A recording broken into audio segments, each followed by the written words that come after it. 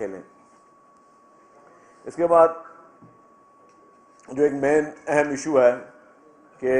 Transport department जो है उसने 1 दिसंबर से MVI एंड फिटनेस गाड़ियों की जो है उसके लिए नई SOP शुरू करा दी है, और मैं समझता हूं कि ये स्टेप वो है जिससे हम चाहते हैं कि माहौलियाती बेहतरी आए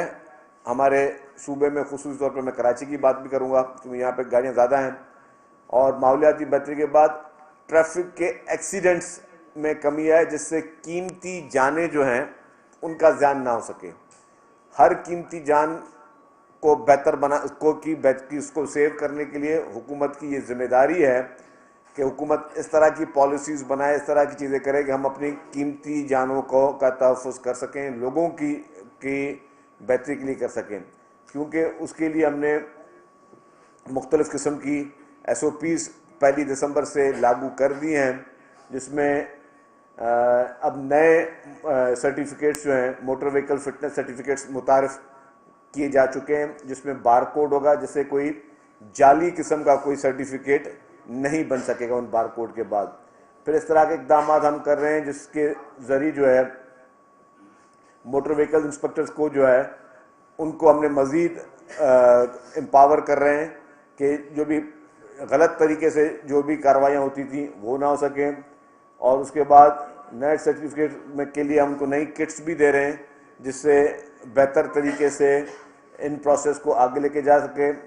और सिंध भर में जो है MVI के महफूज पुराने कार्ड जो हैं, अब पुराने कार्ड जो हैं वो कैंसिल हो जाएंगे, अब नए कार्ड उनको मिलेंगे, जिससे कि हम चाहते हैं कि जितनी भी गाड़ी सड़क पे चल रही है वो फुली इस काबिल हो कि वो चल सके। क्योंकि आपने देखा होगा, पता चलता है कि जी कभी हाईवे पे टायर आउट गाड़ी की टूट गई तो गाड़ी कल्टी हो गई, आगे वाली गाड़ी को भी नुकसान किया उसने, जिससे कीमती जानें चली गई। इसी तरीके से गाड़ियों की हम प्रॉपर फिटनेस करते नहीं। पूरे पाकिस्तान में कानून ऑलरेडी मौजूद है, उनको हमने इम्प्लीमेंट इतने नहीं किए, लेकिन हुकूमत सिंध का ट्रांसपोर्ट डिपार्टमेंट जो उनके इम्प्लीमेंटेशन के लिए इस तरह की पॉलिसीज़ बना रहे हैं, जिसमें हम सिंध पुलिस की भी मदद ले रहे हैं, ट्रैफिक पुलिस की मदद भी ले रहे हैं, और जो हाईवे पे पुलिस हैं उनको भी हम मदद ले रहे हैं। उसके अलावा हमने जो है हमारी ये भी कोशिश है कि रोड सेफ्टी के कवानीन के लिए जो अवेयरनेस मुहिम चलाएं, जिससे लोगों को पता चले कि जी आपने भी गाड़ी, ये नहीं कि बस गाड़ी उठाई और गाड़ी चलाना आपने शुरू कर दी। आपने ड्राइविंग लाइसेंस के बाद भी कुछ कवानीन ऐसे हैं जो कि कुछ आपके राइट्स हैं, कुछ अगले के राइट्स हैं, आपके साथ जो गाड़ी चला रहा है उसके राइट्स हैं, उसको भी आपने उसी तरीके से जो है वो टैकल करना है। दूसरा जो अहम इशू, आपको पता है कि चंद दिन पहले चाइनीज़ इन्वेस्टर्स पाकिस्तान आए थे, और अल्हम्दुलिल्लाह 4-5 दिन बहुत अच्छी उनसे मीटिंग्स हुई। चीफ मिनिस्टर साहब भी उनसे मिले, प्रेसिडेंट आसिफ अली ज़रदारी साहब भी उनसे मिले, मुख्तलिफ महकमों के साथ उन्होंने MOU साइन किए, मुख्तलिफ प्राइवेट बिजनेसमैनों के साथ उन्होंने MOU साइन किए। और आज ही मुझे ये खबर भी आई है कि वो लोग तो जा चुके थे कि वो वहाँ जाने के बाद उन्होंने 1-2 चीज़ों को इम्प्लीमेंट करने के लिए हमें खुशखबरी सुना दी है, जिसमें वो EV टैक्सीज़ पे